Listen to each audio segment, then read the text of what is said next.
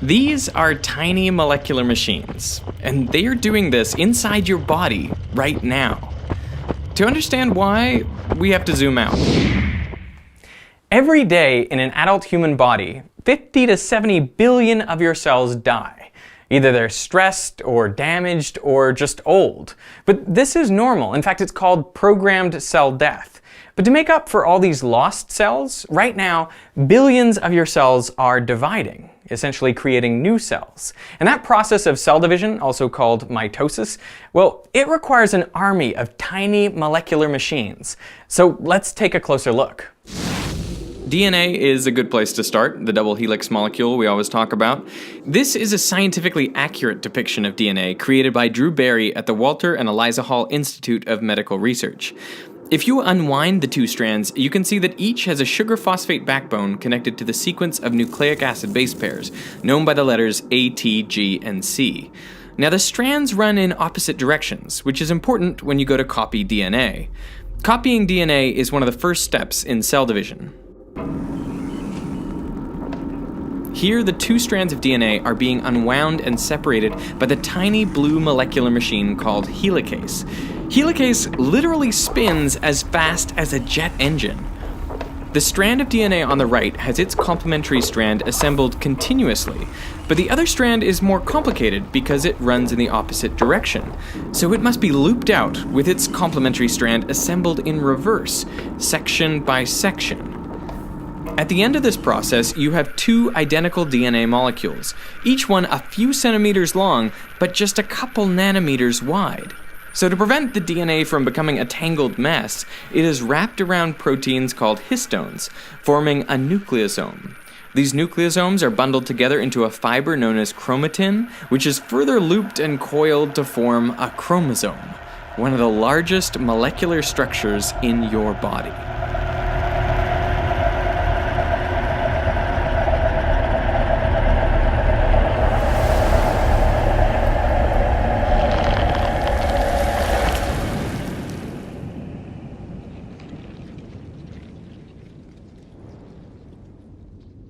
You can actually see chromosomes under a microscope in dividing cells. Only then do they take on their characteristic shape. Otherwise, the DNA is more strewn inside the nucleus. The process of dividing a cell takes around an hour in mammals, so this footage is from a time-lapse. You can see how the chromosomes line up on the equator of the cell.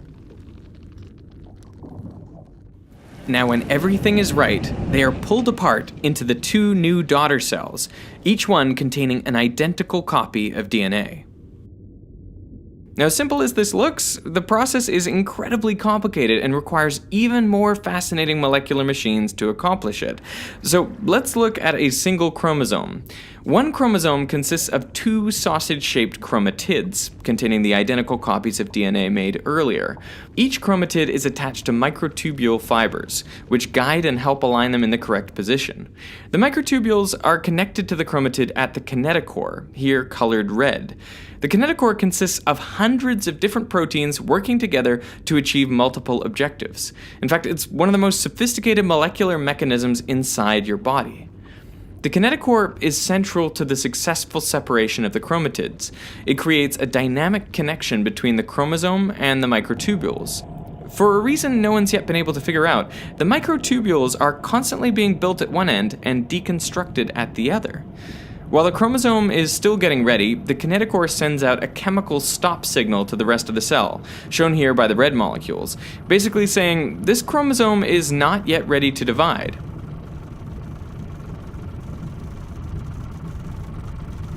The kinetochore also mechanically senses tension. When the tension is just right and the position and attachment are correct, all the proteins get ready, shown here by turning green. At this point, the stop signal broadcasting system is not switched off. Instead, it is literally carried away from the kinetochore down the microtubules by a dynein motor. That's the walking guy. This is really what it looks like. It has long legs so it can avoid obstacles and step over the kinesins, molecular motors that walk in the opposite direction. Personally, I'm astounded by these tiny molecular machines, how they're able to routinely and faithfully execute their functions billions of times over inside your body at this exact instant. I'm also amazed by the scientists who were able to work out how this happens in such detail that we could create realistic depictions of them like you saw in the animations in this video. But perhaps the most amazing thing is just how much is left to be discovered, like figuring out how exactly the chromatids are pulled to opposite ends of the cell. There is still so much that we don't quite know. You know, what I find exciting is that in science fiction, for decades, we've been writing about tiny nanobots that will be injected into our bloodstreams that can heal us. But what this suggests, the existence of these tiny molecular machines inside us, it suggests that there isn't a physical limit that would prevent that. And so I think it's pretty likely that in future, we will be able to develop our own tiny molecular machines that will be able to repair our bodies better than they can repair themselves.